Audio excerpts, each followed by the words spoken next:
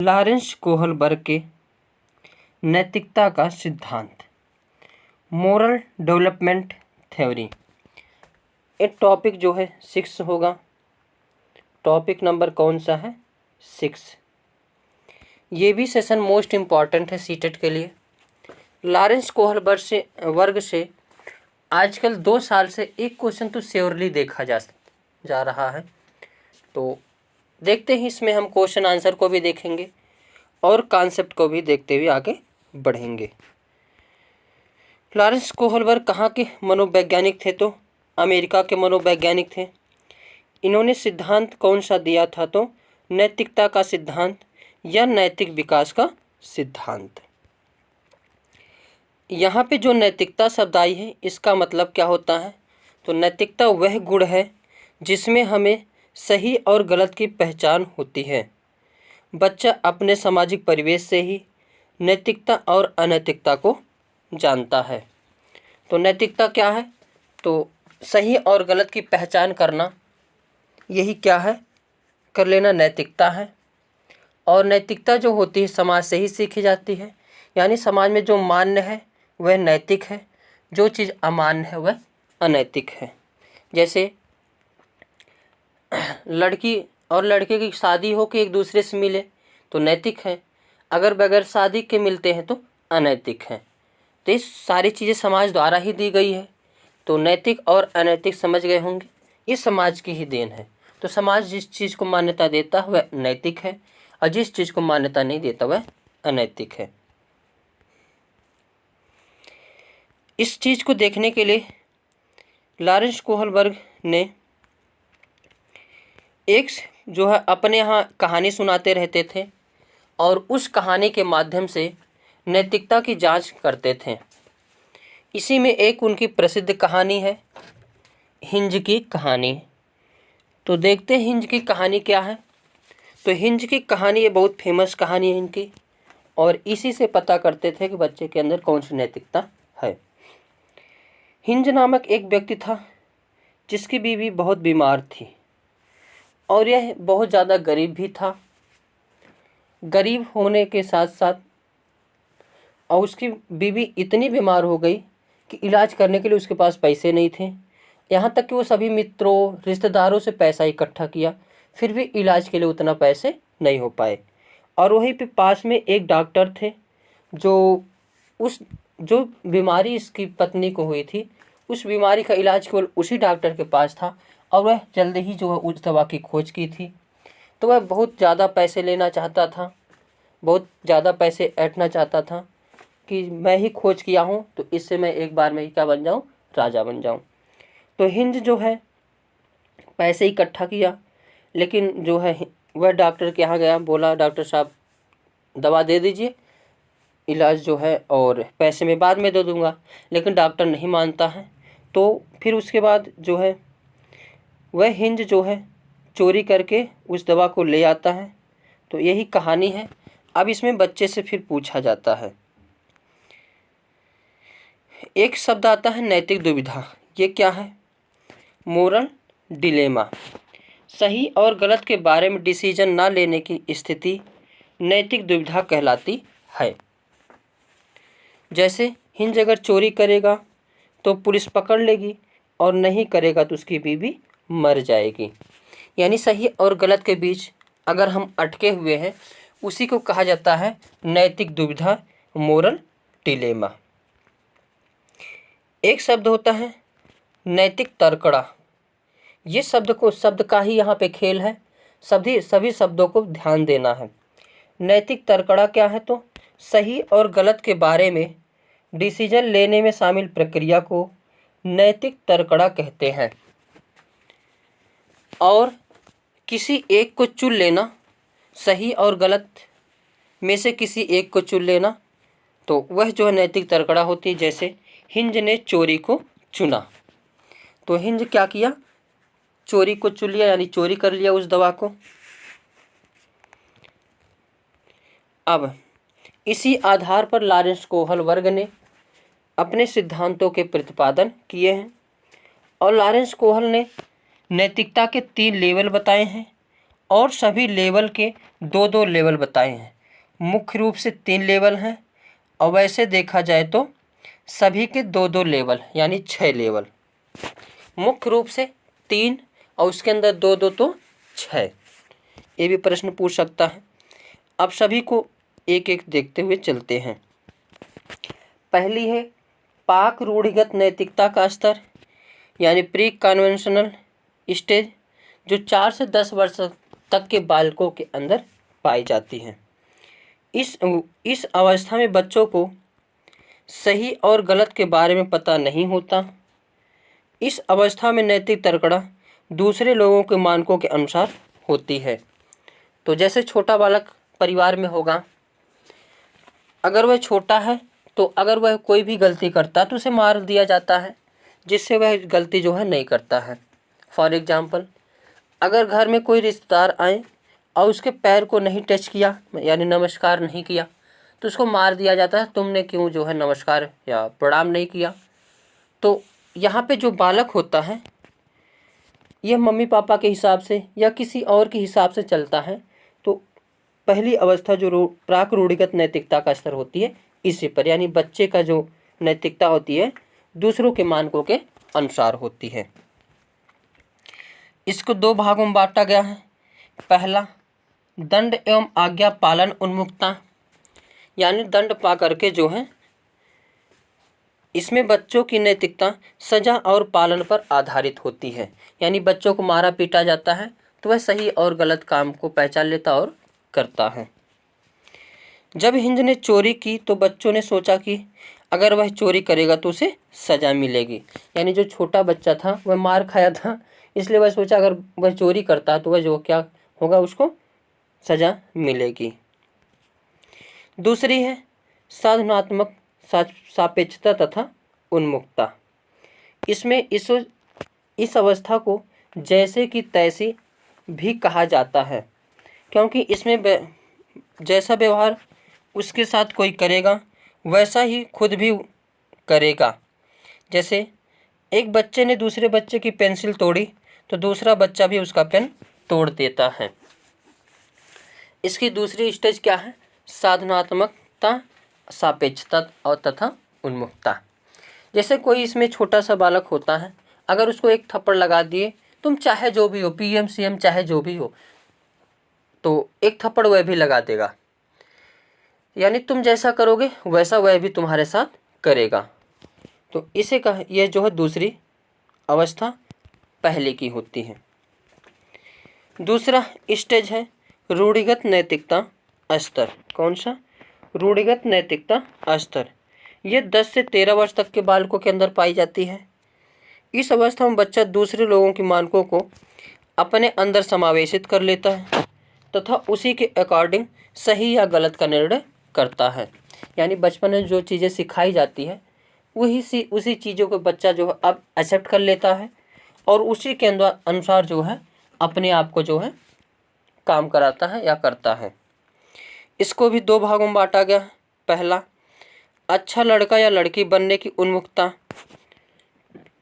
यानी दूसरों के साथ भला कर अनुमोदन अर्जित करता है। यानी बच्चा जो है दूसरों का भला करके इसमें अपने आप को अच्छा फील होता है। अगर स्वयं भी देख लीजिए, किसी का भला करने पर बहुत खुशी मिलती है, लेकिन अगर किसी का 1 रुपये ले ले या 2 रुपये ले ले, डांट से छीन ले तो बहुत दुख होता है। दूसरा इसका स्टेज है कानून एवं व्यवस्था उन्मुखता। इसमें बच्चा कानून तथा सामाजिक व्यवस्था को बनाए रखने की भावना विकसित करता है, क्योंकि इसके पापा का रेड लाइट से जलने पर भी आगे बढ़े तो एक्सीडेंट हो गया था, जिसके बाद वह जो है ऐसा नहीं करेगा। यानी जो कानून का पालन है इसमें बच्चा जो है करने लगता है। अगर उसे जैसे रेड लाइट पार करते हुए एक्सीडेंट हो गया तो वह ऐसा कदापि ना किसी को करने देगा, ना खुद करेगा।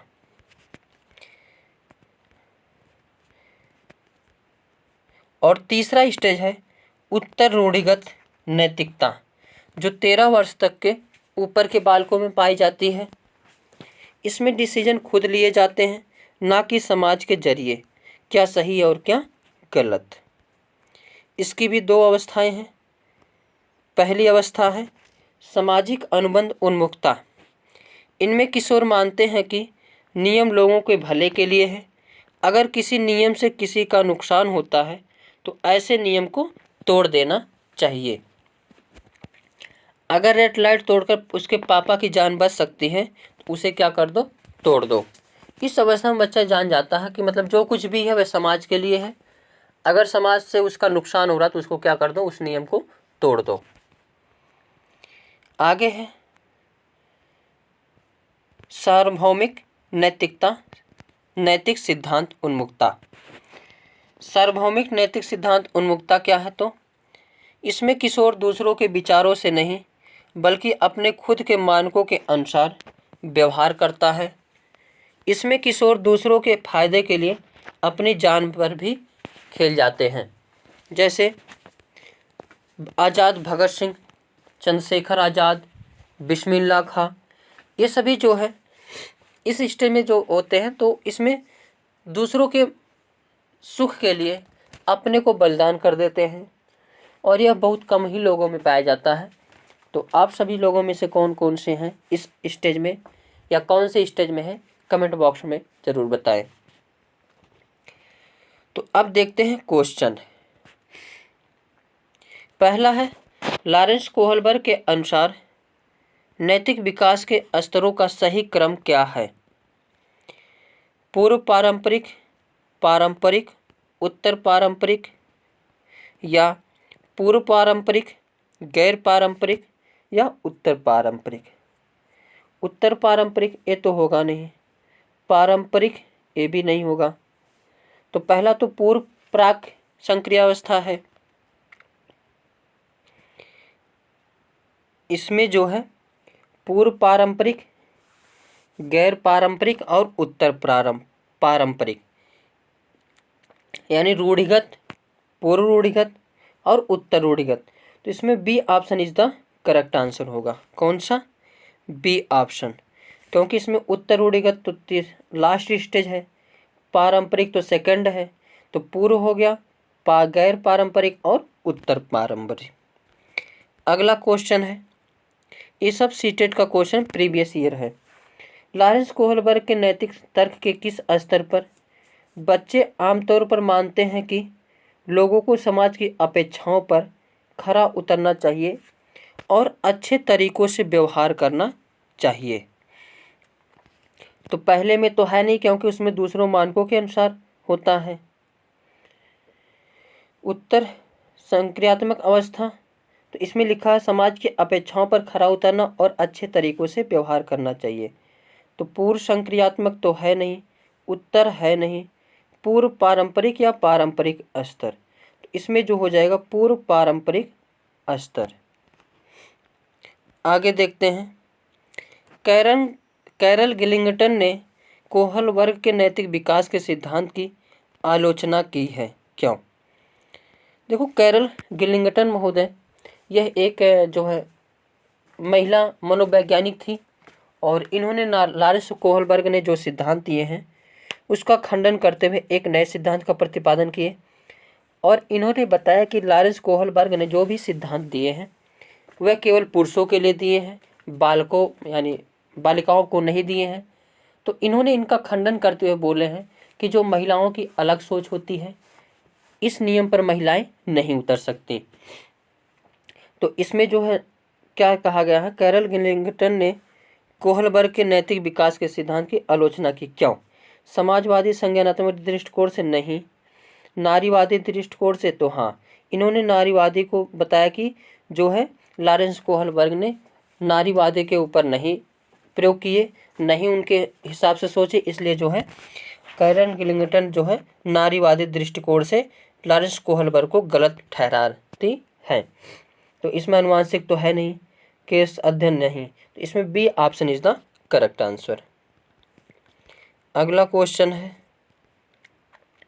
नेहा खुद को अपने माँ द्वारा लाई मिठाई जो मेहमानों के लिए है खाने से रोकती है, यह सोचकर कि खाने से वह पकड़े जा सकती है। कोहलबर्ग के सिद्धांत के अनुसार नेहा नैतिक विकास के किस अवस्था में है? यांत्रिक सापेक्षता, नहीं, अच्छा लड़की नहीं, सार्वभौमिक नहीं। यहाँ भी बच्चा डरती, अगर मैं पकड़ी गई तो फिर मार खाऊंगी। तो इसमें जो है सजा और आज्ञाकारिता अभिविन्यास, यानी B option is the correct answer. अगला क्वेश्चन है, रमेश को अपने मित्र का पेन बहुत आकर्षित लगता है। वह उसे चुराने का विचार करता है, परंतु वह उसे नहीं चुराता, क्योंकि यदि उसके अभिभावकों को पता चलेगा तो उसे बुरा बालक कहेंगे। कोहलबर्ग के अनुसार रमेश नैतिक विकास के किस चरण में है? तो सजा तो इसमें है नहीं। सामाजिक अनुबंध, अच्छा लड़का, सामाजिक भी नहीं, यांत्रिक भी नहीं। तो क्योंकि इसमें अच्छा बनने की कोशिश कर रहा है, तो अच्छा लड़का, अच्छा लड़की, अभिविन्यास। तो इसका D option is the correct answer.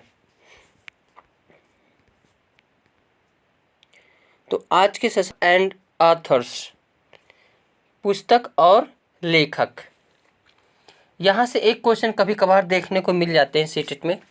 हालांकि टेट का क्वेश्चन हो तो ज़रूर एक क्वेश्चन दिखेगा, लेकिन सीटेट का है तो कभी कभार एक प्रश्न दिख जाते हैं। चलते हैं, देखते हैं। थार्नडाइक महोदय की पुस्तक दो है, एक एडुकेशन साइकोलॉजिया और दूसरी पुस्तक का नाम है द साइकोलॉजी ऑफ लर्निंग। आगे वाटसन महोदय की पुस्तक का नाम क्या है? व्यवहारवाद। इनकी पुस्तक का नाम क्या है? द बिहेवियर, यानी व्यवहारवाद। स्टैनले हॉल की पुस्तक का नाम है एडोलिसेंस। इनकी एक महत्वपूर्ण कथन है कि जो है किशोरावस्था में बालक के अंदर आंधी तूफान, किशोरावस्था को आंधी तूफान संघर्ष का काल कहा है। तो किस महोदय ने? Stanley hall. इनकी पुस्तक का नाम है एडोलिसेंस। गोलमैन, गोलमैन के पुस्तक का नाम है इमोशनल इंटेलिजेंस। Emotional intelligence. अब मैन आदमी ईमानदार होता है, मतलब बुद्धिमान होता है, तो इंटेलिजेंस यानी बुद्धिमान, इमोशनल इंटेलिजेंस। तो ऐसे करके इनको याद कर सकते हो। जो गोल मटोल आदमी होता है वह इमोशनल होता है और व्यक्ति इंटेलिजेंस होता ही है, तो इमोशनल इंटेलिजेंस गोलमैन, ऐसे याद कर सकते हैं। स्किनर महोदय की पुस्तक का नाम क्या है? The behaviour of organism. The behaviour of organism, ये किसकी पुस्तक है? तो स्किनर महोदय की पुस्तक है। इन्होंने पुनर्बलन का सिद्धांत दिए हैं, और पुनर्बलन क्या होता है उन सब के बारे में डिटेल से इसी यूट्यूब चैनल पर आपको वीडियो मिल जाएंगे, और इनसे भी एक नंबर फिक्स सीटेट में आते हैं। कुर्ट लेविन के पुस्तक का नाम है फील्ड थ्योरी एंड लर्निंग। क्या नाम है? Field theory and learning. विथर्स महोदय के पुस्तक का नाम है ए माइंड डेड फाउंड इटसेल्फ। विथर्स, जैसे डेड से याद आ रहा, विथर्स, डेड, विथर्स। तो a mind dead found itself, इस पुस्तक के लेखक विथर्स महोदय हैं। स्प्रेंजर, स्प्रेंजर महोदय ने की पुस्तक का नाम क्या है? Types of man. क्या नाम है पुस्तक का? Types of man. प्लेटो की पुस्तक का नाम है रिपब्लिक। ये ना जाने कितनी बार पुस्तक का नाम पूछा गया है। तो प्लेटो की पुस्तक का नाम है रिपब्लिक। रिपब्लिक, हालांकि यहाँ पे है रिपैलिक। क्या है? रिपैलिक। रोसो की पुस्तक का नाम इमाइल। ये भी ना जाने कितनी बार पूछा गया है। रूसो की पुस्तक का नाम इमाइल, ये भी मोस्ट इम्पॉर्टेंट पुस्तक है। उधर हमने थॉर्नडाइक की पुस्तक बताया, वो भी मोस्ट इम्पॉर्टेंट है। विलियम जेम्स, विलियम जेम्स की पुस्तक का नाम क्या है? तो प्रिंसिपल ऑफ साइकोलॉजी। क्या नाम है? Principle of psychology. Kohler, Kohler कैसे मनोवैज्ञानिक थे? तो गेस्टाल्टवादी मनोवैज्ञानिक थे। कैसे मनोवैज्ञानिक थे? गेस्टाल्टवादी मनोवैज्ञानिक थे। तो इन्होंने, इनकी पुस्तक का नाम भी क्या है? Gestalt psychology. क्या नाम है? Gestalt psychology. क्लार्क हल, इनकी पुस्तक का नाम है प्रिंसिपल ऑफ बिहेवियर। क्या नाम है? Principle of behaviour.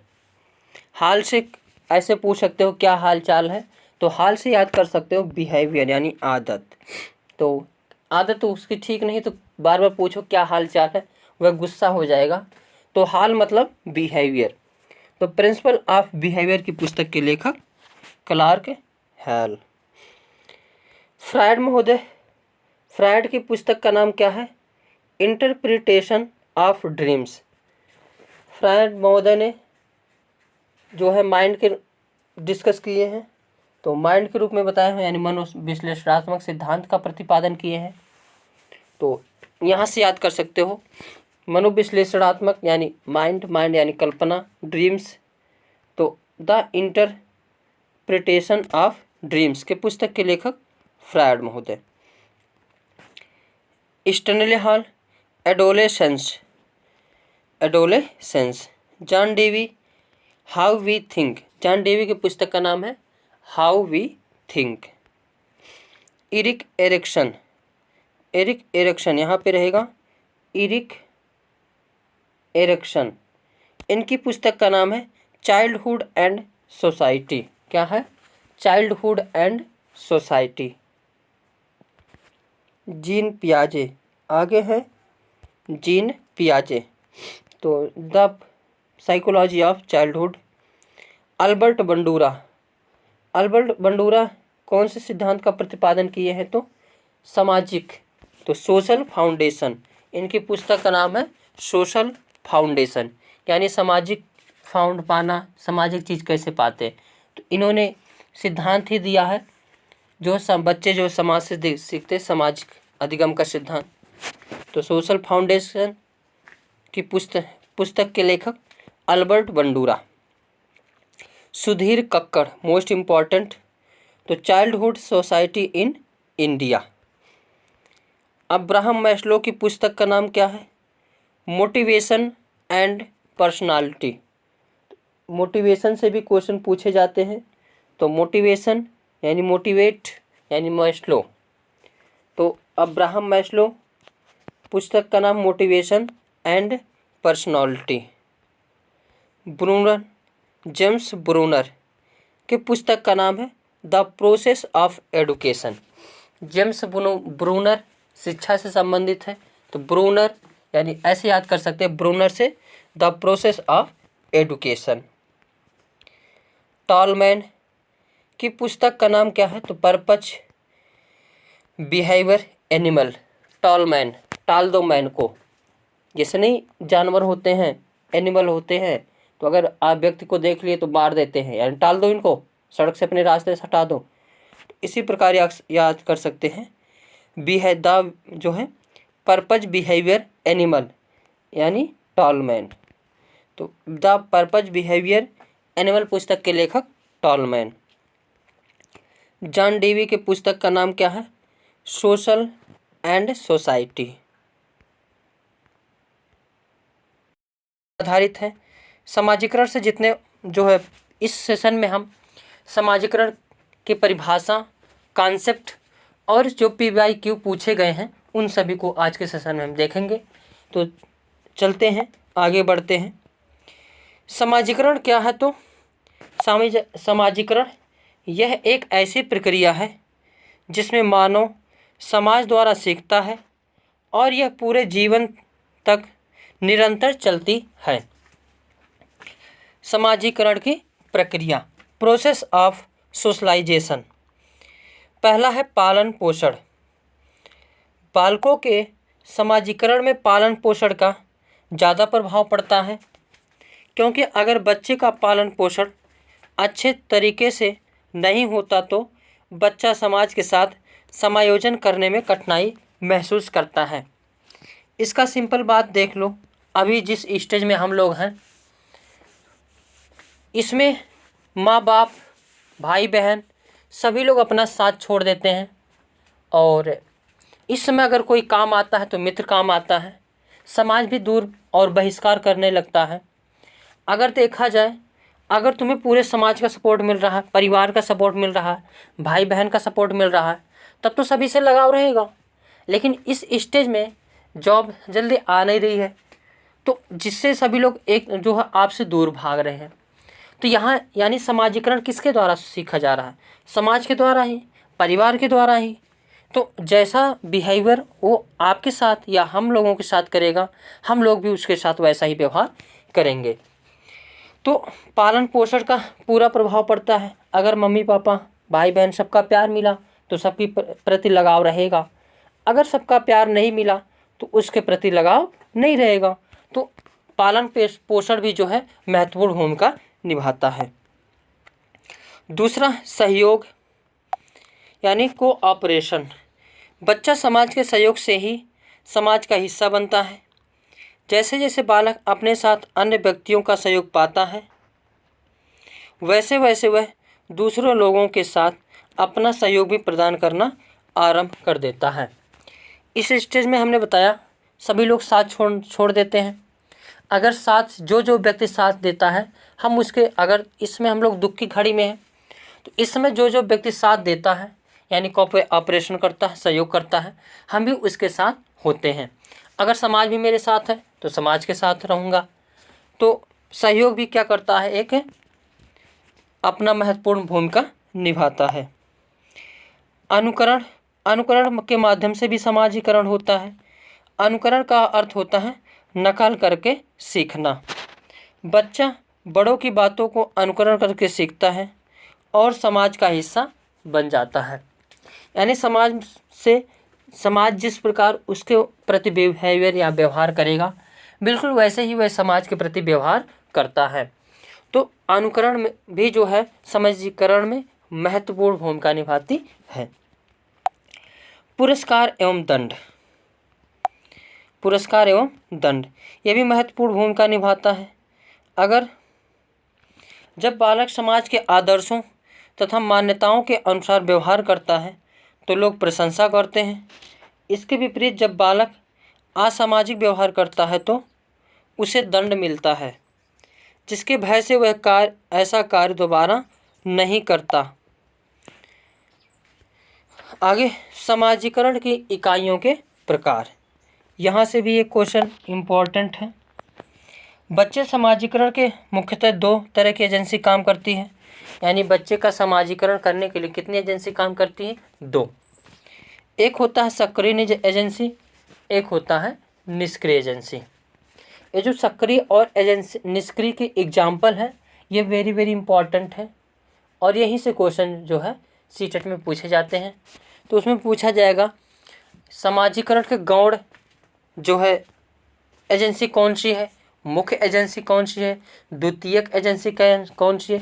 तो द्वितीयक और गौड़ ये दोनों एक ही एजेंसी हैं। पहला देखते हैं सक्रिय एजेंसी। इसका बच्चे पर सीधा साधा प्रभाव पड़ता है। यानी सीधा सीधा प्रभाव सक्रिय एजेंसी का बच्चे पर प्रभाव पड़ता है। जैसे जिसके अंतर्गत आते हैं परिवार, दोस्त, पड़ोसी, रिश्तेदार, स्वास्थ्य, क्लब, स्कूल। यानी जिसका प्रभाव समाजीकरण के रूप में बच्चे पर सीधा पड़ता है वह सक्रिय एजेंसी होती हैं। तो ये सारे जितने पॉइंट हैं इसको इम्पोर्टेंट कर लेना। और यहीं से पूछा जाता है कि अभी हम लोग PYQ भी करेंगे कि क्वेश्चन कैसे पूछे गए हैं सीटेट में। दूसरी एजेंसी है निष्क्रिय एजेंसी। कौन सी है? निष्क्रिय एजेंसी। इसका बच्चे पर सीधा प्रभाव नहीं पड़ता। जैसे पुलिस स्टेशन, सार्वजनिक स्थल, पुस्तकालय, रेलवे स्टेशन, एयरपोर्ट। इसका जो बालक पर सीधा प्रभाव नहीं पड़ता है, लेकिन जो है कहीं ना कहीं दूर से प्रभाव इसका पड़ता है। तो आगे है समाजीकरण की इकाइयाँ। क्या है? समाजीकरण की इकाइयाँ। पहला है परिवार। समाजीकरण का आरंभ परिवार से होता है और यह समाजीकरण की पहली इकाई है। परिवार में भी अगर देखा जाए तो किससे, तो माँ होती है। कौन होता है? माँ। उसके बाद विद्यालय। विद्यालय में बच्चा स्नेह, सहयोग, कर्तव्यनिष्ठा, दूसरों के साथ समायोजन करना, ये सभी जो है सीखता है किस द्वारा? तो विद्यालय द्वारा। अध्यापक। बच्चों के समाजीकरण में अध्यापक का महत्वपूर्ण योगदान होता है, क्योंकि जिस प्रकार अध्यापक होता है ठीक उसी प्रकार जो है बालक उसके गुणों को जो है एक्सेप्ट करता है और उसी प्रकार बन जाता है। खेल। खेल भी समाजीकरण पर महत्वपूर्ण भूमिका निभाती है। खेल बच्चों के मानसिक, शारीरिक, संवेगात्मक विकास के साथ साथ सामाजिक विकास में भी योगदान देते हैं। एक टीम में रहकर बच्चे सहयोग की भावना विकसित करते हैं। उनको अनुशासन में रहना पड़ता है। हारने के बाद भी अपने संवेगों पर नियंत्रण रखना पड़ता है और विजयी टीम को बधाई देनी पड़ती है। खेल में कई लोग ग्रुप के बच्चे होते हैं, कई समाज के होते हैं, कई संस्कृति के होते हैं, फिर भी सभी लोग आपस में मिलकर खेलते हैं, एक दूसरे का सहयोग करते हैं। और सबसे बड़ी बात ये होती है कि अगर इसमें कोई टीम हार जाती है तो भी अपने संवेग पर कंट्रोल करके विजयी टीम को क्या देती है? बधाई देती है। खेल भी जो है समाजीकरण में महत्वपूर्ण भूमिका निभाती है। अब देखते हैं प्रीवियस ईयर क्वेश्चन जो सीटेट में पूछे गए हैं। पहला क्वेश्चन है, निम्नलिखित में से कौन समाजीकरण के गौड़वाहक हो सकते हैं? गौड़ यानी द्वितीयक। तो विद्यालय और पास पड़ोस, ये तो प्राथमिक में है तो नहीं होगा। विद्यालय ये तो प्राथमिक में है तो नहीं होगा। परिवार और पास पड़ोस, इसमें थोड़ा सा अगर अच्छा, निम्नलिखित में से कौन समाजीकरण के गौड़वाहक हो सकते हैं? विद्यालय और पास पड़ोस, विद्यालय और निकटतम परिवार के सदस्य, परिवार और रिश्तेदार, परिवार और पास पड़ोस। इसमें सारे तो ऑप्शन आ जा रहे हैं प्राथमिक में। किस में आ जा रहे हैं?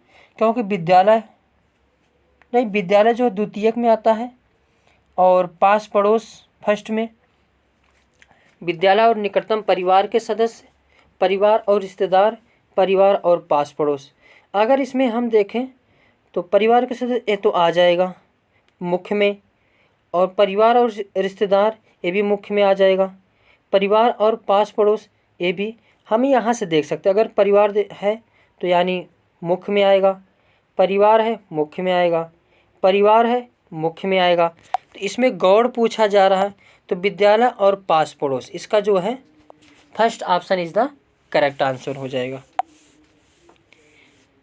दूसरा क्वेश्चन है, समाजीकरण है क्या है?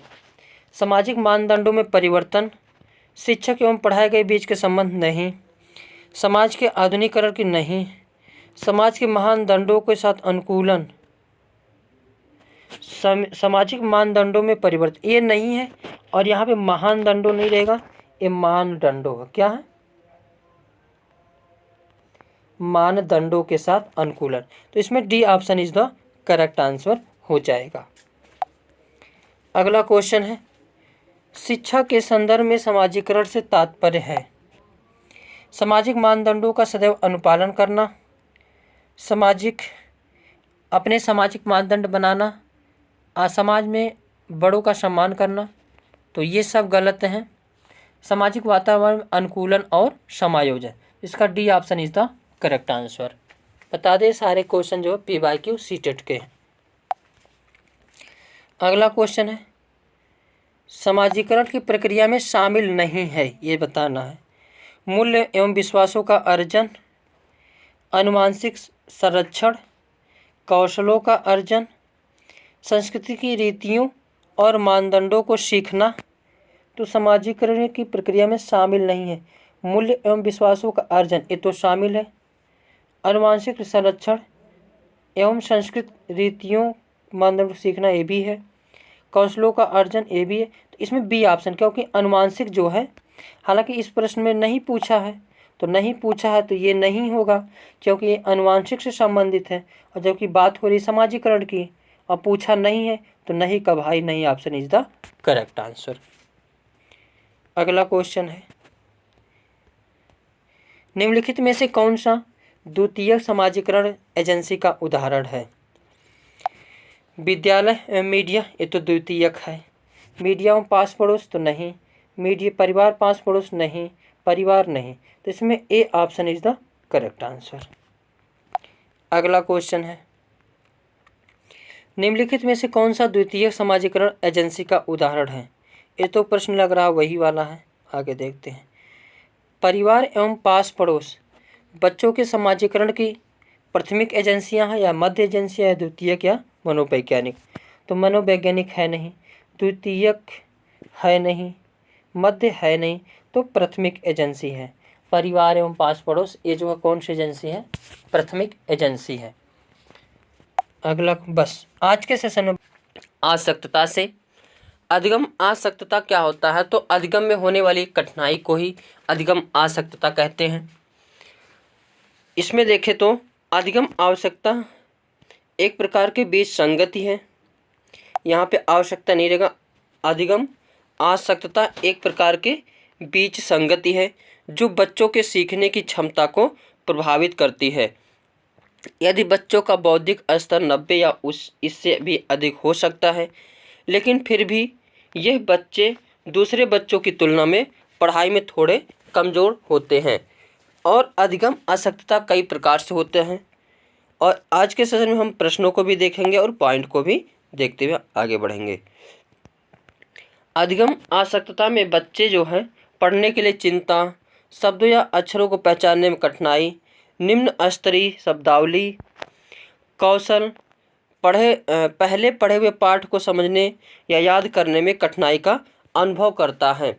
ये सब जो है अधिगम आसक्तता के गुण हैं। अधिगम आसक्तता में एक होता है अधिगम डिसलेक्सिया। डिसलेक्सिया क्या होता है? तो हर पॉइंट को याद रखना है। डिसलेक्सिया यानी पठन संबंधी विकार को क्या कहा जाता है? डिसलेक्सिया कहा जाता है। डिसलेक्सिया क्या है? पठन संबंधी, यानी कोई बच्चा ऐसा है जो पढ़ने में कठिनाई महसूस कर रहा है, तो वह उस बच्चे के अंदर कौन सी अक्षमता पाई जाएगी? तो डिसलेक्सिया। दूसरा होता है डिसग्राफिया। क्या होता है? डिसग्राफिया यानी कोई ऐसा बच्चा है जो ग्राफ पढ़ने हैं, ग्राफ से याद करना है, लिखने, जो बच्चा लिखने में कठिनाई महसूस करता है, बी को डी लिखता है, डी को बी लिखता है, तो उस बच्चे के अंदर कौन सी बीमारी होगी या अधिगम अशक्तता होगी? तो डिसग्राफिया। एक बीमारी होती है डिसमोर्फिया। क्या होती है? डिसमोर्फिया। डिसमोर्फिया यानी मोर से याद करना है। मोर, जैसे जिस प्रकार मोर और मुर्गा में देखने पर कन्फ्यूजन हो जाता है, तो उससे रिलेट करके याद करोगे। डिसमोर्फिया यानी भ्रम वाली स्थिति। डिसमोर्फिया में क्या होती है? तो भ्रम वाली स्थिति, यानी वह जो है एक दूसरे शब्दों में या वर्णों में भेद नहीं कर पाता। तो इस प्रकार के बच्चे के अंदर जो अधिगम अशक्तता पाई जाती है उसे डिसलेक्सिया कहा जाता है। एक होता है डिसकैलकुलिया। क्या होता है? डिसकैलकुलिया। तो इसको कैसे याद करोगे? कैलकुलेटर से कैसे याद करते हैं? कैलकुलेटर से हम लोग गणना करते हैं। तो डिसकैलकुलिया में गणना संबंधी विकार, यानी कोई बच्चा जो गणितीय गणना नहीं कर पाता है, तो इसके अंदर जो विकार पाया जाएगा वो कौन सा होगा? डिसकैलकुलिया होगा। एक विकार होता है डिस्थीमिया। क्या होता है? डिस्थीमिया यानी डिस्थीमिया जिस बच्चे के अंदर पाया जाएगा वह जो है टेंशन में रहता है, यानी तनाव स्थिति में रहता है। तो डिसकैलकुलिया कैलकुलेटर से संबंधित है। डिसमोर्फिया भ्रम वाली स्थिति से संबंधित है। डिस्थीमिया यानी तनाव में बच्चा रहता है, उस बच्चे को कौन सी अशक्तता पाई जाएगी? तो डिस्थीमिया। अब देखते हैं PYQ। एक बच्चे को कॉपी में लिखने में विपरीत छवियाँ, दर्पण छवि आदि जैसी गलतियाँ मिलती हैं। इस प्रकार का बच्चा लक्षण प्रदर्शित करता है। तो यहाँ पे लिख रहा बच्चा अधिगम में असुविधा में नहीं, अधिगम में आसक्तता, अधिगम में कठिनाई, अधिगम में समस्या के अधिगम में कठिनाई नहीं, अधिगम में समस्या नहीं। तो अधिगम में आसक्तता का जो है बच्चे के अंदर अधिगम में आसक्तता जो है दिखती है। यानी इसमें दर्पण जैसी छवि, हालांकि और इसके अंदर जाएंगे तो कौन सा हो जाएगा, डिस्ग्राफिया। हालांकि पूछा केवल कि इसे क्या इसे कहा जाएगा, तो अधिगम में आसक्तता। अगला क्वेश्चन है, सीखने की अक्षमता वाले छात्र को स्कूल से संबंधित जैसे पढ़ना, लिखना, तर्क करना, सुनना या गणित में महत्वपूर्ण होती हैं क्या? तो समस्याएं समक्ष नहीं, जानकारी नहीं, कठिनाइयाँ नहीं, समस्याएं। अगर समस्याएं जिस प्रकार की होगी टीचर पहचान कर लेगा तो उस हिसाब से निवारण कर सकता है। इसलिए सुनना या गणित में क्या महत्वपूर्ण होती हैं, समस्याएं। तो इसका C option is the correct answer. अगला क्वेश्चन है, अधिगम अक्षमता का कारण होता है, कौन सा होता है? समय से पूर्व जन्म लेना, हाँ ये भी हो सकता है, नहीं। मलेरिया अक्षमता का कारण हो सकता है, मलेरिया नहीं। कक्षा का माहौल नहीं। विकास संबंधी समस्याएं नहीं। तो इसमें समय से पूर्व यानी ए option is the correct answer. अगला क्वेश्चन है, एक बच्चे को कॉपी में लिखने में विपरीत छवियां, दर्पण छवि। तो ये प्रश्न तो वही लग रहा है। तो इसमें ऑप्शन कौन सा सही था, अधिगम आसक्तता। तो आज के सेशन में बस इतना ही। Thank you for watching. Hello friends, कैसे हो आप सब लोग? हैप्पी दीपावली सभी को। आज है 31 दिसंबर और इस दिन आज दीपावली है। तो आप सभी को जो है हैप्पी दीपावली। और आज का सेशन जो होने वाला है आनुवांशिकता एवं वातावरण पर होने वाला है। पहला वीडियो जो है इस पे हर वीडियो पर हम टॉपिक लिखते हुए जा रहे हैं। सीटेट में अच्छे नंबर प्राप्त करने के लिए हमारे इस यूट्यूब चैनल से जुड़ सकते हैं और बिल्कुल कॉन्सेप्ट प्लस PYQ को देखते हुए चलेंगे। और ये सेशन जो है सीटेट के लिए मोस्ट इम्पॉर्टेंट भी होने वाला है। और आज का जो सेशन है आनुवांशिकता एवं वातावरण, और टॉपिक कौन सा है, सेकंड। और इसमें मैं बात करूं तो यहाँ से एक या दो क्वेश्चन तो ज़रूर देखने को मिलते हैं और हर उस टॉपिक को हम लोग कवर करेंगे जहाँ से नंबर जो है फिक्स होते हैं। इसी प्रकार धीरे धीरे करते हुए हम सारे टॉपिक को CDP के हर टॉपिक को कवर कर लेंगे और 30 में 28 से 29 क्वेश्चन जो है यहीं से देखने को मिल जाएंगे। तो चलते हैं, आगे बढ़ते हैं। आनुवांशिकता एवं वातावरण, हेरिडिटी एंड एनवायरनमेंट। इसमें हम कॉन्सेप्ट को भी देखेंगे प्लस PYQ को भी देखेंगे। आनुवांशिकता क्या है? तो आनुवांशिकता माता पिता द्वारा बच्चों में जो गुण स्थानांतरित होते हैं उस प्रक्रिया को ही क्या कहते हैं, आनुवांशिक कहते हैं या आनुवांशिकता कहते हैं। तथा आनुवांशिकता से यानी माता पिता से बच्चों में आनुवांशिक गुणों का संचरण किसके माध्यम से होता है? तो गुणसूत्र के माध्यम से होता है। गुणसूत्र कितने प्रकार से होते हैं? तो दो प्रकार से, एक यक्ष होता है, एक यक्ष वाई। अगर यक्ष गुणसूत्र है तो महिला, अगर XY गुणसूत्र है तो पुरुष। अगर एक प्रश्न पूछा जाता है किस गुणसूत्र पर मेल या फीमेल का जो है जांच किया जाता है, तो पिता पर यानी XY पर किया जाता है, XY गुणसूत्र पर। और व्यक्ति के अंदर कितने गुणसूत्र पाए जाते हैं? तो 46 गुणसूत्र पाए जाते हैं। और कितने पेयर कहेगा? तो 23 पेयर पाए जाते हैं।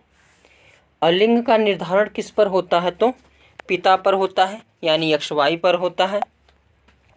आगे देखते हैं, ये सभी पॉइंट मोस्ट इम्पॉर्टेंट पॉइंट हैं।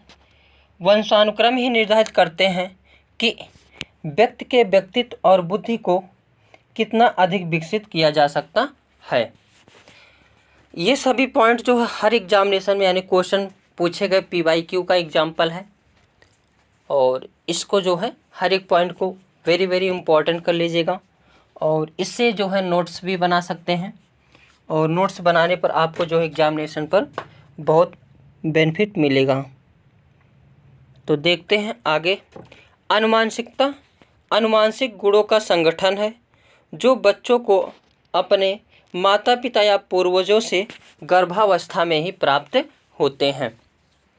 अभी आगे देखेंगे विकास किस प्रकार होता है, तो अनुवांशिक और वातावरण दोनों का मेल से होता है।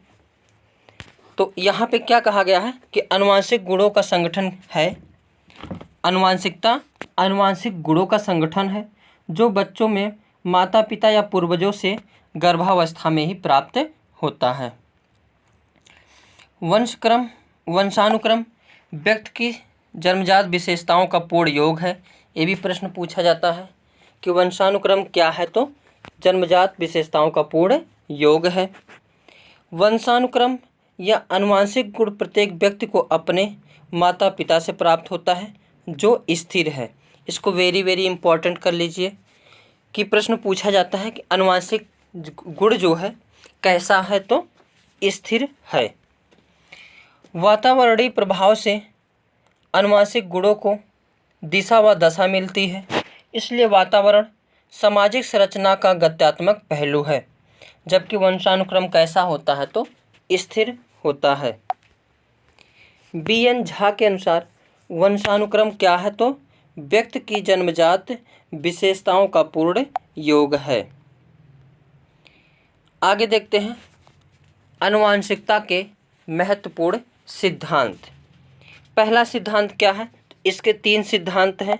पहला सिद्धांत है प्रत्यागमन का सिद्धांत, यानी विपरीत गुणों का उत्पन्न होना, यानी तेज बुद्धि वाले माँ बाप के कम बुद्धि के बच्चे होना या कम बुद्धि वाले के तेज बुद्धि वाले बच्चे होना। जैसे मान लेते हैं अनुवांशिकता का पहला महत्वपूर्ण सिद्धांत क्या है, तो प्रत्यागमन का सिद्धांत, यानी अगर माता पिता तेज बुद्धि वाले हैं, अगर माता पिता तेज बुद्धि वाले हैं तो बालक बुद्धिहीन पैदा हो, जड़ पैदा हो, मूढ़ पैदा हो, तो उसे कहते हैं कि प्रत्यागमन का सिद्धांत। या माता पिता निम्न हो, साधारण हो, अब उनका पुत्र जो है बिल्कुल हाईएस्ट पर प्रतिभाशाली सृजनात्मक बालक हो, तो भी वहाँ पे क्या कहेंगे, प्रत्यागमन का सिद्धांत होता है। दूसरा है गाल्टन का सिद्धांत। गाल्टन के अनुसार जब बच्चे में गुण पिछली पीढ़ी से भी आ जाते हैं, जैसे दादा दादी, नाना नानी, तो यह गाल्टन का सिद्धांत या जीव गणना का सिद्धांत कहलाता है। कभी कभी ऐसा बालक पैदा होता है जो अपने नाना पर चला जाता है या अपने दादा पर चला जाता है, तो वहाँ पे ये पॉइंट कहा जाता है, ये बेटा जो है अपने नाना पर गया है। तो ये जो गुण आते हैं, यानी पूर्वजों से जो गुण आते हैं, इसी को कहते हैं गाल्टन का सिद्धांत। अगला है बीजमैन का सिद्धांत। तीसरा सिद्धांत क्या है, बीजमैन का सिद्धांत। इनके अनुसार माता पिता से प्राप्त बीज कोश कभी खत्म नहीं होता और यह एक पीढ़ी से दूसरी पीढ़ी में निरंतर चलता रहता है। आगे देखते हैं वातावरण यानी एनवायरनमेंट।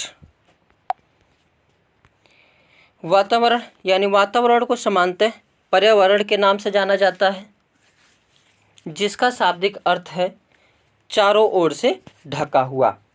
पर्यावरण 2 शब्दों से मिलकर बना है, परि प्लस आवरण। क्या, परि प्लस आवरण। परि मतलब चारों ओर से, आवरण मतलब ढका हुआ, यानी चारों ओर से ढका हुआ।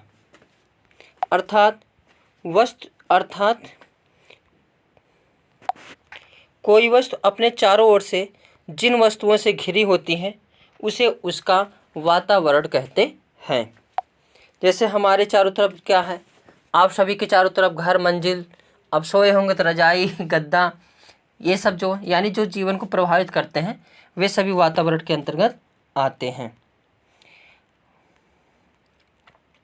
इनके मनोवैज्ञानिक अर्थ में पर्यावरण ये वेरी वेरी इंपॉर्टेंट कर लीजिए इसको, और ये डिफिनीसन ही खुद ऐसे ही याद करना है जैसे लिखा गया है, कई बार प्रश्न पूछे गए हैं।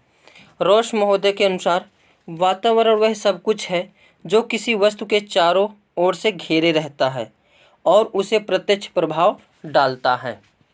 तो रोश महोदय क्या बोले कि जो वातावरण वह सब कुछ है जो किसी वस्तु को चारों ओर से घेरे रहता है और उस पर जो है प्रत्यक्ष प्रभाव डालता है। वुडवर्थ के अनुसार वातावरण में वे सब बाह्य तत्व आते हैं जो व्यक्ति के जीवन आरंभ करने के समय से प्रभावित करते हैं।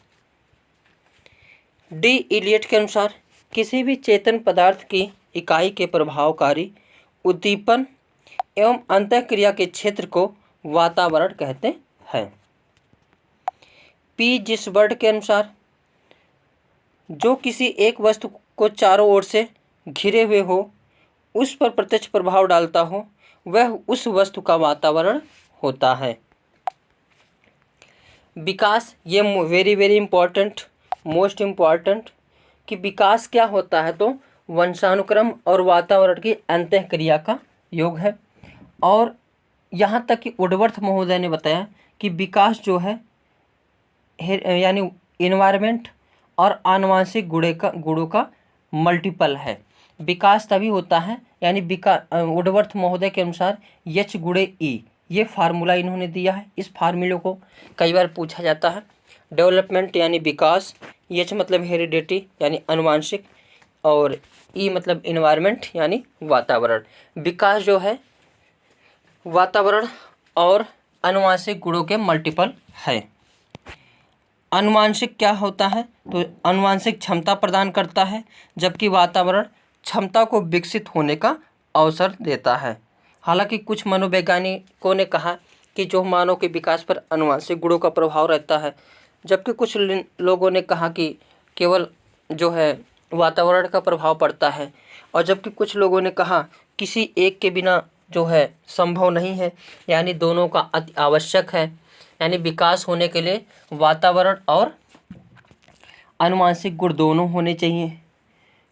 और किसी भी व्यक्ति को जैसे ले लेंगे, अगर कोई भी बच्चा हो, निम्न वर्ग का हो या कैसा भी बच्चा हो, अगर उसको वातावरण अच्छा दे दिया जाए तो वह जो है बहुत अच्छा व्यक्ति बन सकता है। जबकि अगर अच्छा व्यक्ति जो है अच्छे वातावरण में रह रहा है, लेकिन उसका पागल है या मेंटल हाफ है, तो उसको कितना भी अच्छा वातावरण दे दिया जाएगा तो उसका विकास नहीं हो पाएगा। इसलिए कहा गया है कि अनुवांशिक गुण और वातावरण दोनों एक दूसरे का मल्टीपल होकर के तब जाकर के विकास करते हैं, या किसी एक के बिना जो है विकास संभव नहीं है। आगे देखते हैं। वुडवर्थ के अनुसार पौधों की अनुवांशिकता उसके बीज में निहित होती है, परंतु उसके पोषण का उत्तरदायित्व वातावरण पर होता है। इसीलिए तो वुडवर्थ महोदय ने डेवलपमेंट बराबर H गुणे E फार्मूला दिए हैं। क्रो एंड क्रो के अनुसार व्यक्ति का निर्माण न सिर्फ वंशानुक्रम और ना ही सिर्फ वातावरण से होता है, बल्कि जैविक व सामाजिक विरासत के एकीकरण का परिणाम है। इन्होंने बताया कि जो अनुवांशिक और वातावरण दोनों के मल्टीपल के रूप में जो है विकास होता है या व्यक्ति का निर्माण होता है। मैकाइवर व पेज के अनुसार जीवन की प्रत्येक घटना दोनों का परिणाम है। किसी भी निश्चित परिणाम के लिए एक उतना ही आवश्यक है जितना कि दूसरा। किसी को ना तो हटाया जा सकता है और ना ही अलग किया जा सकता है। यानी एक सिक्के के दो पहलू हैं। जिस प्रकार सिक्कों में दो होते हैं, हेड या टेल, हेड नहीं रहेगा तो भी सिक्का नहीं चलेगा, टेल नहीं रहेगा तो भी नहीं चलेगा। तो दोनों का होना अति आवश्यक है। इसीलिए जो है विकास जो है या व्यक्ति का निर्माण जो है के लिए अनुवांशिक और वातावरण दोनों महत्वपूर्ण हैं। आगे देखते हैं प्रश्न जो पूछे गए हैं। ये सभी प्रश्न सीटेट में पूछे गए हैं। अनुवांशिकता को सामाजिक संरचना माना जाता है, कौन सा? तो अभी बीच में हम लोगों ने देखा अनुवांशिकता को क्या माना जाता है, तो यहाँ पे हमने देखा था स्थिर लिखा था ना, तो इस प्रश्न का आंसर क्या होगा? स्थिर। तो वंशानुक्रम क्या है? स्थिर होता है। तो इस प्रश्न में क्या हो जाएगा आंसर, जो प्रश्न पूछा गया, हाँ, अनुवांशिकता को सामाजिक संरचना माना जाता है तो स्थिर संरचना माना जाता है। तो B option is the correct answer. अगला क्वेश्चन है, एबीसी टेट का ही क्वेश्चन है। इस पर अत्यधिक वाद विवाद होता है कि क्या लड़कों एवं लड़कियों में योग्यताओं का विशिष्ट समूह उनके आनुवंशिक घटकों के कारण होता है। इस संदर्भ में निम्नलिखित में से आप सबसे अधिक किससे सहमत हैं, ये बताना है। तो पहला है, लड़कियों को सेवा भाव के लिए सामाजिक रूप से तैयार किया जाता है, जबकि लड़कों को रोने जैसा संवेग प्रदर्शित करने के लिए हतोत्साहित किया जाता है। तो ये तो हतोत्साहित ये है नहीं, पहला ऑप्शन गलत है। बी ऑप्शन है, यौनारंभ के बाद लड़के और लड़कियों का एक साथ नहीं खेल सकते क्योंकि उसकी अभिरुचि आपूर्ति विपरीत होती है। तो ये भी गलत है। सभी लड़कियों में कला विषयों के लिए अंतर्निहित प्रतिभा होती है, जबकि लड़कों आक्रामक खेलों में बेहतर प्रदर्शन के लिए आनुवांशिक रूप से तैयार होते हैं। ये इसमें C option is the correct answer है, क्योंकि लड़कियां जो है ज़्यादा कला बनाती, आर्ट बनाती, ये सभी है।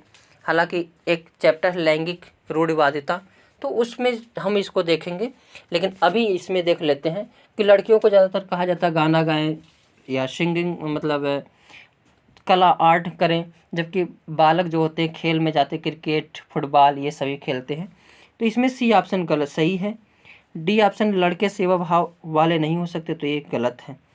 तो इसका आंसर जो हो जाएगा इस प्रश्न का, मोस्ट इम्पॉर्टेंट है, कई बार पूछे गए हैं, C option is the correct answer. आगे क्वेश्चन है, निम्नलिखित में से कौन सा मुख्य रूप से आनुवंशिकता संबंधी कारक है।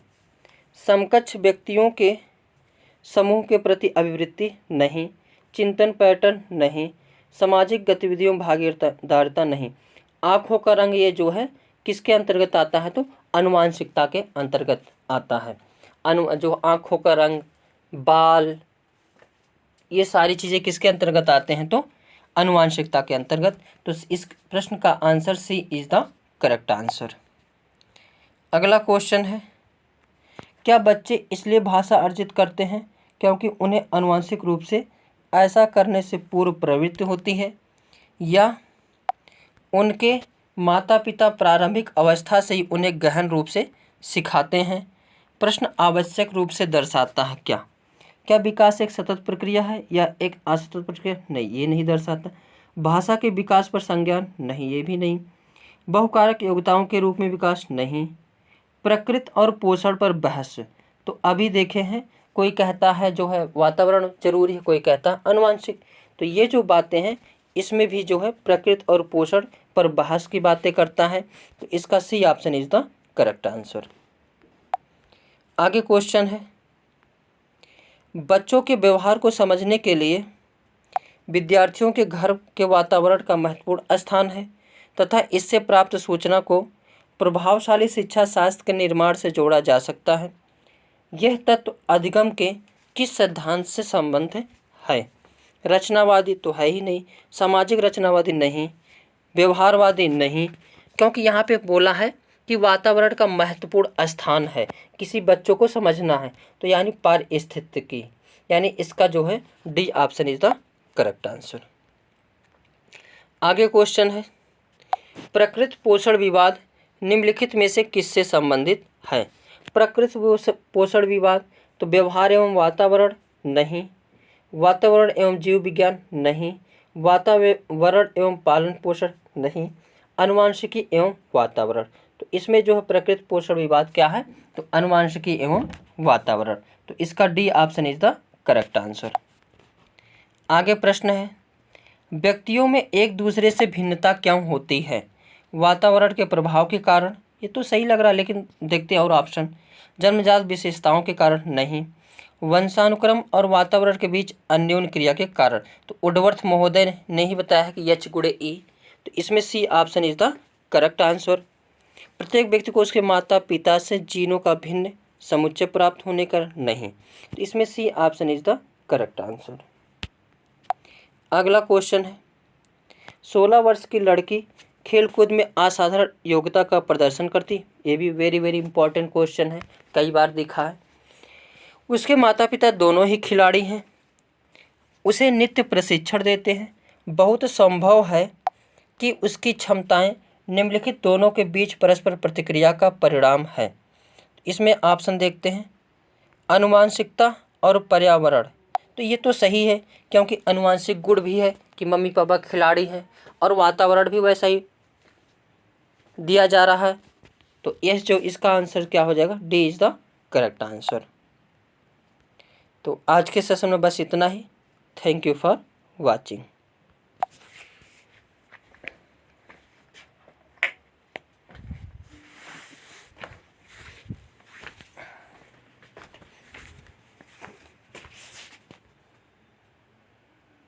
हैप्पी दीपावली।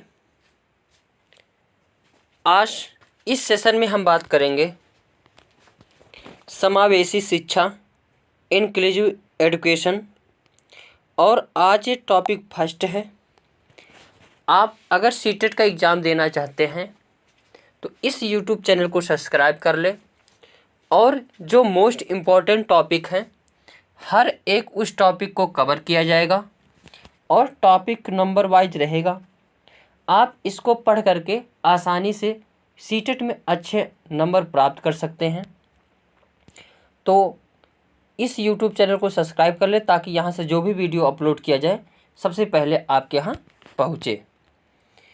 तो आज का सेशन किस पर है, तो समावेशी शिक्षा, और इसमें हम कॉन्सेप्ट प्लस P/Q दोनों को देखेंगे, जिससे हमें पता लग जाएगा कि जो है इस पॉइंट से जो है क्वेश्चन कैसे बनते हैं। यहाँ से इस वीडियो से आपको 2 नंबर तो फिक्स है, 1 या 2 नंबर तो कोई काट नहीं सकता, क्योंकि RTE के हिसाब से भी आ जाता है प्रश्न, NCF के हिसाब से भी आ जाएगा प्रश्न, और NEP 2020 जो है उस हिसाब से भी इसमें प्रश्न बनते हैं। और अपने आप में यह एक कॉन्सेप्ट खुद ही है, समावेशी शिक्षा। तो आज का ये जो है टॉपिक फर्स्ट है। अब इसके बारे में देखते हैं डिटेल से। पहले कॉन्सेप्ट को देखते हैं। समावेशी शिक्षा एक ऐसी शिक्षा प्रणाली है जिसके द्वारा किसी भी भेदभाव और अंतर किए बिना समाज के प्रत्येक वर्ग को शिक्षा प्रदान की जाती है। यानी ये जो एक शिक्षा है, इसमें कोई भी धर्म, जाति, लिंग, इस हिसाब से कोई भी अंतर नहीं किया जाएगा। चाहे विशिष्ट बालक हो, चाहे सामान्य बालक हो, चाहे विकलांग बालक हो, चाहे साधारण बालक हो, सभी को इसमें एक साथ एक क्लास में शिक्षा दी जाएगी, और इसमें किसी प्रकार की अंतर नहीं किया जाता है। समाज से किसी भी वर्ग से आओ, चाहे छोटे वर्ग से आओ, चाहे उच्च वर्ग से आओ, चाहे मध्यम वर्ग से आओ, तो यानी समावेशी शिक्षा वह शिक्षा है जिसमें किसी भी वर्ग को में अंतर ना करके सभी को एक साथ शिक्षा दिया जाए, उसे कहा जाता है समावेशी शिक्षा। हालांकि ऐसे शिक्षा से कुछ लाभ भी है, कुछ हानि भी है। कोई भी चीज़ हो उससे लाभ भी होता है और हानि भी होता है। अब इसमें विशिष्ट बात जो है धर्म, लिंग, जाति, दिव्यांग और समान बच्चों के लिए समान शिक्षा दी जाती है। इसमें जो प्रतिभाशाली बालक होते हैं या सृजनात्मक बालक होते हैं उनके लिए थोड़ा सा हानि होती है, लेकिन आज के सेशन में हम हानि को नहीं देखेंगे, केवल इसको पॉजिटिव वे को लेकर देखेंगे जो एग्जामिनेशन के लिए इम्पॉर्टेंट है। समावेशी शिक्षा में छात्रों को विविधता को स्वीकार करना सिखाया जाता है। यानी अगर कोई क्लास ऐसी है जिसमें दक्षिण भारत के भी बच्चे हैं, उत्तर भारत के भी बच्चे हैं, पश्चिम भारत के भी बच्चे हैं, पूर्वी भारत के भी बच्चे हैं। भारत अपने आप में खुद भी एक विविधता है, विविधता में भी एकता है या अनेकता में भी एकता है। ठीक उसी प्रकार जो ये क्लासेज है इसमें सभी बालक रहेंगे, एक दूसरे की अपने भाषा को एक दूसरे के सीखेंगे, कल्चर को सीखेंगे, जिसमें अपनत्व का भाव बढ़ेगा या भाईचारा का भाव बढ़ेगा। समावेशी शिक्षा में छात्रों को अपनेपन का एहसास होता है। जब हम एक दूसरे से मिले जुले रहेंगे, घुले रहेंगे तो आपस में किसका होता है, तो अपनेपन का एहसास होता है। समावेशी शिक्षा में छात्रों को सीखने के लक्ष्य तय करने में शामिल किया जाता है। समावेशी शिक्षा में छात्रों के साथ साथ उनके माता पिता भी शामिल होते हैं, यानी जो माता पिता भी शामिल होते हैं ताकि उनको अपने बच्चों के बारे में जानकारी मिले। छात्रों और मतलब शिक्षक और पेरेंट्स का मीटिंग होना बहुत आवश्यक है। इससे अपनत्व का भावना बढ़ता है और एक दूसरे की पहचान होती है, जिससे बच्चे जो है आपस में घुल मिलकर पढ़ते हैं। टीचर को हमेशा मित्र की तरह रहना चाहिए, डर के भाव से शिक्षा नहीं देना रहता है। समावेशी शिक्षा में छात्रों की ज़रूरतों को पूरा करने के लिए स्कूल के कर्मचारियों को प्रशिक्षण दिया जाता है ताकि बच्चे जो है किसी प्रकार से, हालांकि समावेशी शिक्षा में कई प्रकार से बालक रहेंगे, दुष्ट भी रहेंगे, अच्छे भी रहेंगे, तो सबको कैसे किस प्रकार से मैनेज करना है वो चीज़ जो है सिखाया जाता है समावेशी शिक्षा के अंतर्गत, ताकि जो है दिक्कत क्लास में ना हो। समावेशी शिक्षा में छात्रों को समान शिक्षा के अवसर मिलते हैं। समावेशी शिक्षा में छात्रों को समाज में आत्मनिर्भर बनने में मदद मिलती है। अब समाज से हर बालक एक दूसरे से मिला जुला रहेगा तो आपस में भाईचारा का भी रिलेशन रहेगा और अपने आप में आत्मनिर्भर बनने की भी बातें रहेगी। जैसे हम लोग अगर कहीं किसी अदर स्टेट में चले गए, थोड़ा सा नर्वस महसूस करते हैं, लेकिन अगर हर बालक एक दूसरे से मिला जुला है, हर जगह की भाषा, लैंग्वेज, संस्कृति को जानता, तो वहाँ पे नर्वस नहीं होना पड़ेगा, बल्कि अपने आप में बातें करते रहोगे। समावेशी शिक्षा में छात्रों के बीच आपसी सहयोग की भावना बढ़ती है, ये भी बात सही है। एक दूसरे जिस प्रकार जैसे विकलांग या कोई भी बालक हो, एक दूसरे से मदद करते हैं, एक दूसरे का सहयोग करते हैं, इससे आपसी जो है सहयोग की भावना विकसित होती है। अब देखते हैं प्रश्न जो PYQ, CTET, UP टेट या कहीं भी टेट या CTET में पूछा गया है, तो इसको देखते हैं प्रश्न को। पहला प्रश्न है समावेशी शिक्षा है, तो पहला ऑप्शन हाशिए पर स्थित वर्गों से शिक्षकों को सम्मिलित करने से संबंधित, नहीं। कक्षा में विविधता को उत्सव मनाती, हाँ, विविधता में एकता, यह जो है समावेशी शिक्षा में दिखती है, तो इसका B option is the correct answer हो जाएगा।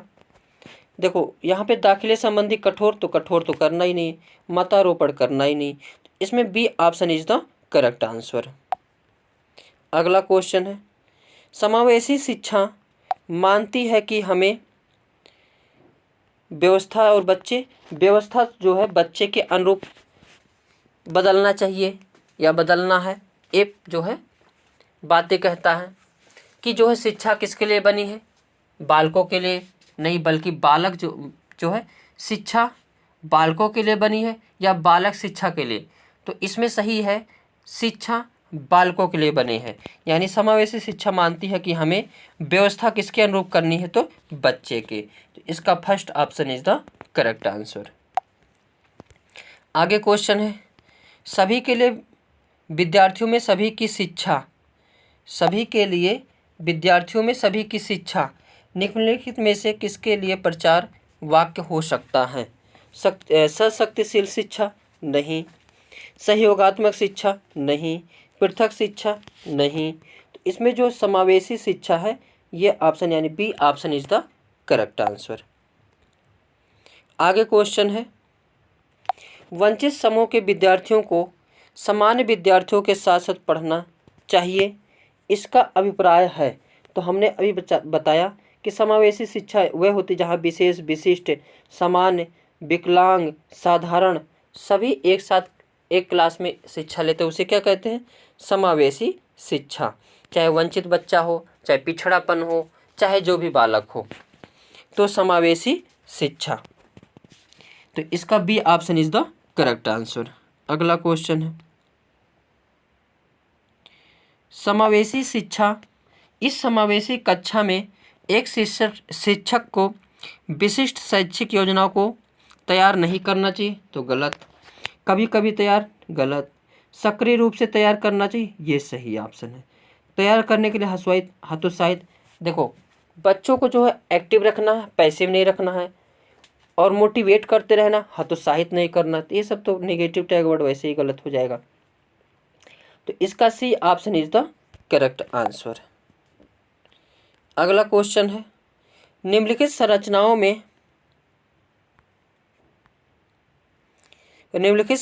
में से शिक्षा का अधिकार अधिनियम 2009 किसकी वकालत करता है? हमने बताया समावेशी शिक्षा की बातें आरटीई 2009 करता है। मुख्य धारा शिक्षा नहीं, एकीकृत शिक्षा नहीं। एकीकृत की अगर बात करेगा तो एनईपी 2020, ये किसकी कौन बात करता है? तो एनईपी 2020 किसकी बात करता है? तो एकीकृत शिक्षा, यानी एक सब्जेक्ट एक दूसरे से कैसे हो, इंटरकनेक्टेड हो, एकीकृत हो। समावेशी शिक्षा, पृथक्करण तो करना ही नहीं है, सिगरेशन देखते ही निगेटिव मारना। इसमें जो है C option is the correct answer हो जाएगा। तो 2009 किसकी वकालत करता है? समावेशी शिक्षा की। तो आज के सेशन में बस इतना ही। सेशन कैसा लगा? अच्छा लगा हो तो लाइक शेयर कमेंट करना ना भूलें, और सीटेट की कंप्लीट तैयारी करने के लिए इस यूट्यूब चैनल से जुड़ सकते हैं। आपको हर टॉपिक की एक एक वीडियो जो है इम्पॉर्टेंट टॉपिक की मिलते रहेगी, और इस टॉपिक से 3 नंबर 2 से 3 नंबर आपको मिल सकता है। तो आज के सेशन में बस इतना ही। हैप्पी दीपावली आप सभी को। इस दीपावली के अवसर पर भगवान करे 2025 आते आते सभी की जॉब लग जाए। और आज हैप्पी दीपावली है, तो सभी को विजय एकेडमी की तरफ से आप सभी को हैप्पी दीपावली। और आज का सेशन इम्पॉर्टेंट है सीटेट के लिए, तो देख लेते हैं सेशन को। पहला टॉपिक है व्यक्तित्व यानी पर्सनालिटी। इंग्लिश में क्या कहते हैं? पर्सनालिटी। पर्सनालिटी क्या है, इनके बारे में डिटेल से चर्चा करते हैं। पर्सनालिटी यानी व्यक्तित्व का अर्थ व्यक्ति के सभी व्यवहारों की योग्यता को व्यक्तित्व कहा जाता है। यानी वो जैसे भी उसकी योग्यता है, जिस भी क्वालिटी है उसकी, उसको क्या कहा जाता है? व्यक्तित्व कहा जाता है। व्यक्तित्व अंग्रेजी भाषा के पर्सनैलिटी शब्द से लिया है। अंग्रेजी भाषा के किस शब्द से लिया है? तो पर्सनैलिटी शब्द से लिया गया है। और पर्सनालिटी शब्द की उत्पत्ति कहाँ से हुई है? तो लैटिन भाषा के पर्सोना शब्द से हुई है। ये दोनों पॉइंट इंपॉर्टेंट पूछे जाते हैं, किस शब्द से उत्पत्ति हुई है और किस शब्द से लिया गया है। तो उत्पत्ति पूछेगा तो पर्सोना शब्द से, जो लैटिन भाषा शब्द है। अगर शब्द किस शब्द से लिया गया है तो अंग्रेजी के पर्सनालिटी शब्द से लिया गया है, जिसका अर्थ होता है नकाब या मुखौटा। पर्सनालिटी व्यक्तित्व का महत्वपूर्ण परिभाषाएं। इसका महत्वपूर्ण परिभाषा देख लेते हैं। ये भी जो है एग्जामिनेशन में परिभाषा से भी प्रश्न जो है पूछे जाते हैं। तो पहला है विलियम वुडवर्थ के अनुसार। तो विलियम वुडवर्थ के अनुसार व्यक्तित्व से उसके यहाँ पे रहेगा उसके व्यवहार का बोध होता है, जो किसी को प्रिय लगती है तो किसी को अप्रिय लगती है। क्या लगती है? अप्रिय लगती है।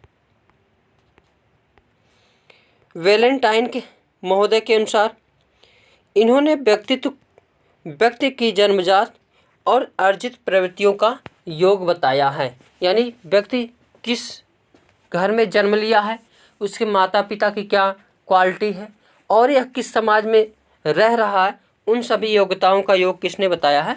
वैलेंटाइन महोदय ने। G.W. आलपोर्ट के अनुसार व्यक्ति के भीतर विद्यमान मनोदैहिक व्यवस्थाओं का वह समगतिशील स्वरूप जो उसके विलक्षण समंजन का निर्धारक हो, उसका व्यक्तित्व कहलाता है। व्यक्तित्व के प्रमुख सिद्धांत शरीर व रचना के आधार पर किसने दिया है? तो शरीर व रचना को 2 वैज्ञानिकों ने प्रतिपादित किया, शेल्डन महोदय और क्रिस्मर महोदय। इसके बाद देखते हैं प्रतिभाशाली बालक। गिफ्टेड चाइल्ड, ऐसे बालक जिनकी बुद्धिलब्धि 130 से अधिक होती है, उन बालकों को प्रतिभावान बालक की श्रेणी में रखा जाता है, जिसे प्रतिभाशाली बालक कहते हैं। आगे देखते हैं। टर्मन के अनुसार प्रतिभाशाली बालक शारीरिक विकास, शैक्षिक उपलब्धि, बुद्धि और व्यक्तित्व में वरिष्ठ होते हैं। प्रतिभाशाली बालक के लिए यदि कक्षा की गतिविधियां अधिक चुनौतीपूर्ण नहीं होती हैं, तो वह कम प्रेरित अनुभव करते हैं और ऊब जाते हैं। और क्या हो जाते हैं? तो ऊब जाते हैं। ये गलत लिखा, ऊब जाते हैं। स्किनर व हैरीमैन के अनुसार प्रतिभाशाली बालक में निम्नलिखित विशेषताएं होती हैं। ये पॉइंट मोस्ट इम्पॉर्टेंट है। मानसिक प्रक्रियाओं में तीव्रता होती है, यानी इनकी सोचने की क्षमता, समझने की क्षमता तीव्र होती है। अमूर्त विषयों में रुचि, यानी सोचने विचारने में अमूर्त विषयों में क्या होती है? रुचि होती है। सामान्य अध्ययन में रुचि होती है। आश्चर्यजनक अंतर्दृष्टि का प्रमाण, यानी ये जो है अजीब तरह से इनके अंदर एक अजीब मतलब अद्भुत शक्ति पाई जाती है। अध्ययन में अद्वितीय सफलता, ये पढ़ाई लिखाई में सबसे आगे होते हैं। सामान्य बच्चों की अपेक्षा ये बहुत आगे होते हैं। विशाल शब्दकोश, इनके अंदर शब्दकोश का भंडार पाया जाता है। दैनिक कार्यों में विभिन्नता, हर दिन अलग अलग रूप से कार्य करते हैं। प्रतिभाशाली बालकों की निम्न विशेषताएं होती हैं। मानसिक प्रक्रिया में तीव्रता, अधिक महत्वाकांक्षी, या किसी भी चीज़ को जानने के लिए अधिक महत्वाकांक्षी, लालायित होते हैं। और इनकी बुद्धिलब्धि 130 से अधिक होती है। इनमें आश्चर्यजनक अंतर्दृष्टि पाया जाता है। किसी भी काम को करने में बिल्कुल रुचिपूर्ण होते। जैसे हम लोगों को कोई काम दिया जाता है, अरे का करी, कैसे कही जाए, लेकिन ये सभी लोग जो है बिल्कुल रुचि होते हैं, किसी काम को तुरंत करने के लिए उत्सुक होते हैं। दैनिक कार्यों में विभिन्नता, विचारों में सृजनात्मकता पाई जाती है। सृजनात्मकता क्या होता है? यानी किसी भी चीज़ के बारे में कई प्रकार से सोचना। जैसे उसे मारना है, तो उसे मारने के लिए बंदूक से भी, थप्पड़ से भी मार सकते हो, गाली देकर भी कर सकते हो। तो वहाँ पे जो है हर हिसाब से देखना, यानी किसी भी एक प्रॉब्लम का सॉल्यूशन कई प्रकार से निकाला जाए, उसे जो है सृजनात्मक बालक कहते हैं। इनमें कुछ भी करने की उत्सुकता होती है, किसी भी काम को करने के लिए बिल्कुल लालायित होते हैं। अभिव्यक्ति में अनूठापन, यानी किसी भी चीज़ को अभिव्यक्त करने के लिए बिल्कुल अनूठापन रहता है। हम लोग कहेंगे हम जा रहे हैं, और कुछ लोग कहेंगे हम जा रही हैं, कुछ लोग कहेंगे अलग हिसाब से कहेंगे। तो ये अपने हिसाब से ये जो अपनी बातों को अभिव्यक्त करते हैं, प्रभावपूर्ण होता है। किसी को जो है प्रभावित करने वाला जो है बातें होती हैं। जिज्ञासु व्यक्ति, ये ऐसे बालक होते हैं जिनके अंदर जिज्ञासा कूट कूट कर भरी होती है। जिज्ञासा मतलब किसी भी चीज़ को करने की तीव्र इच्छा, जानने की तीव्र इच्छा। सृजनात्मक सोच, अपसारी चिंतन क्या होता है? अपसारी चिंतन यानी किसी भी चीज़ के बारे में बहुत ब्रॉड रूप से सोचना।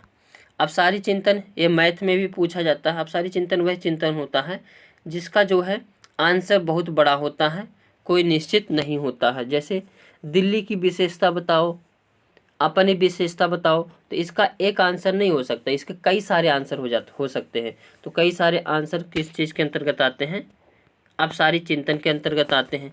सीखने की योग्यता, इनके अंदर सीखने की योग्यता होती है, कूट कूट कर भरी होती है। वह प्रभावपूर्ण एवं उचित तरीके से संप्रेषण करने की क्षमता, वह अमूर्त रूप से सोचता है, वह परिवेश में स्वयं को समायोजित कर लेता है। आश्चर्यजनक अंतर्दृष्टि, उच्च बुद्धिलब्धि वह प्राप्त करता है। नोट: बहुत लंबे निबंधों को रखने की योग्यता प्रतिभाशाली अब बुद्धिमान बालकों के लक्षण नहीं हैं। जो बहुत लंबे निबंध को याद रखना यह किसके अंतर्गत आता है? तो यह जो प्रतिभाशाली बालक या बुद्धिमान बालकों के अंतर्गत नहीं रखते हैं। हैवी हंस ने ये भी क्वेश्चन में पूछा गया था। आज का जो पॉइंट है सभी क्वेश्चन में प्रीवियस ईयर में पूछे गए पॉइंट हैं। A survey of the education of gifted children में लिखा गया है कि प्रतिभाशाली बालकों के लिए शिक्षा का सफल कार्यक्रम वही हो सकता है जिसका उद्देश्य उनकी विभिन्न योग्यताओं का विकास करना हो। ये डायरेक्ट क्वेश्चन जो है पूछा गया था, इस पॉइंट को ही डायरेक्ट याद रखना है। आगे देखते हैं, प्रतिभाशाली बालकों के लिए शिक्षा। इनके लिए शिक्षा की व्यवस्था पृथक कक्षाओं तथा संवर्धन कार्यक्रमों का प्रयोग करना चाहिए। पृथक कक्षाओं यानी जो अच्छा से अच्छा बालक है उनके लिए अलग क्लास की व्यवस्था करनी चाहिए। जैसे आईआईटी के बालक हो गए, पॉलिटेक्निक के बालक हो गए और नवोदय के बालक हो गए, ये सब जो है विशिष्ट प्रतिभाशाली बालक के लिए ही रखा गया है। प्रतिभाशाली बालकों यानी प्रतिभाशाली शिक्षार्थियों के लिए शिक्षक को अनुकूलन करना, ऐसा शिक्षण कार्य होना चाहिए। प्रतिभाशाली बालकों के लिए विशिष्ट क्रियाओं को करने के लिए प्रोत्साहित करने वाला का माहौल होना चाहिए। प्रतिभाशाली बालकों को समृद्धिकरण कार्यक्रमों के माध्यम से पढ़ाया जाना चाहिए। प्रतिभाशाली बालकों की शिक्षा के लिए शैक्षिक कार्यक्रम को समृद्ध बनाना चाहिए। प्रतिभाशाली बालकों की सही दिशा देने के लिए शिक्षक द्वारा उसे समय समय पर निर्देशन देना चाहिए। आगे देखते हैं सृजनात्मक बालक। सृजनात्मक यानी सृजन करने वाला। अब इनके बारे में देखते हैं। सृजनात्मक का अर्थ है नवीन रचना की प्रवृत्ति। क्या अर्थ है? नवीन रचना की प्रवृत्ति, जिनकी मुख्य विशेषता होती है इनके अंदर मौलिकता पाया जाता है, उत्सुकता पाया जाता है, नए परिणाम इनके द्वारा निकाले जाते हैं, सामाजिक हितों के लिए इनका जो है उपयोग होता है। सृजनात्मक बालक परंपरागत ढंग से हटकर किसी नए ढंग से सोचने या चिंतन करने का कार्य करने की योग्यता है। ड्रेवल महोदय ने यहाँ तक बताया कि सृजनात्मक वह मानवीय योग्यता है जिसके द्वारा वह किसी नवीन रचना है विचारों को प्रस्तुत करता है। गिलफेट के अनुसार सृजनात्मक बालक यानी सृजनात्मकता वह प्रक्रिया है जिसके द्वारा कुछ नया निर्मित होता है, विचार, वस्तु, जिसमें पुराने तत्वों को नवीन तरीकों से व्यवस्थित किया जाता है।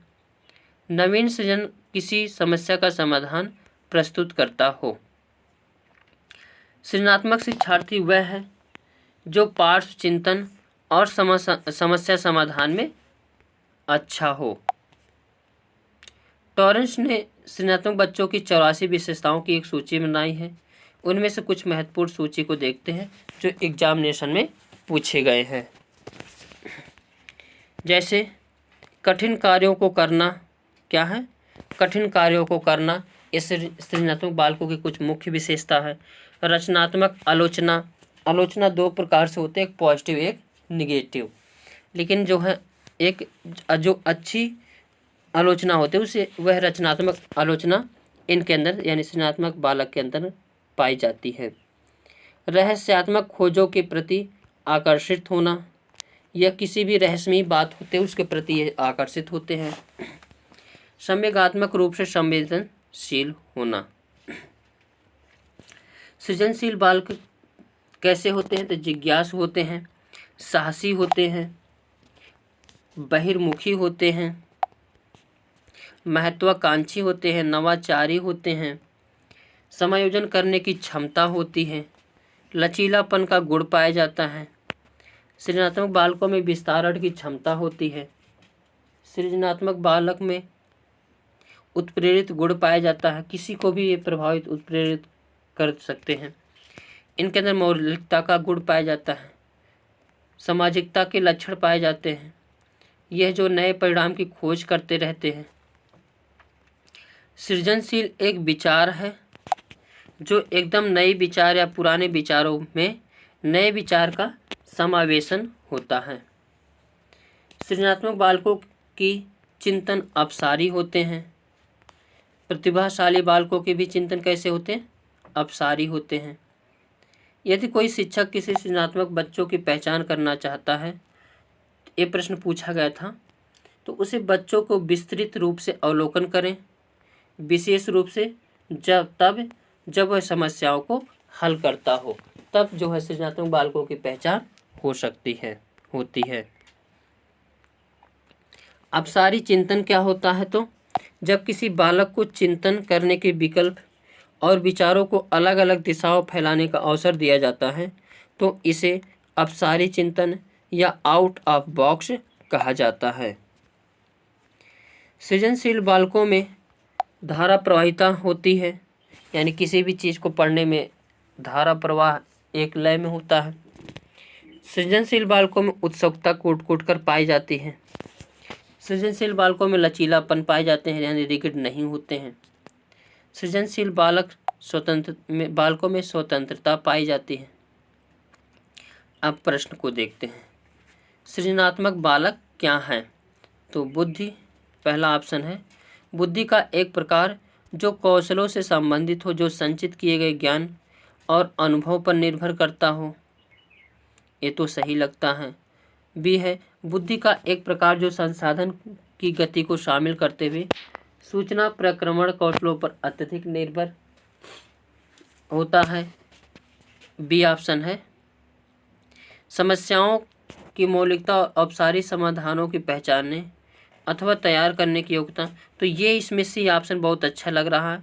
और सृजनात्मक दोष सबसे अधिक ये नहीं, तो इसमें पहला दूसरा ये भी नहीं है, इसमें सी ऑप्शन जो है बहुत अच्छा है। इसमें मौलिक और औपचारिक समाधानों की अथवा तैयार करने की योग्यता होती है। तो इस प्रश्न का आंसर जो है C option is the correct answer.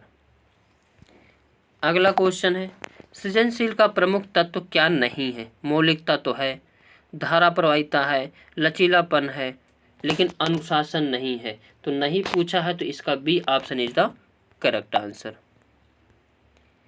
आगे क्वेश्चन है, विज्ञान एवं कला प्रदर्शनी, संगीत एवं नृत्य प्रस्तुतियां तथा विद्यालय पत्रिका निकालना के लिए है।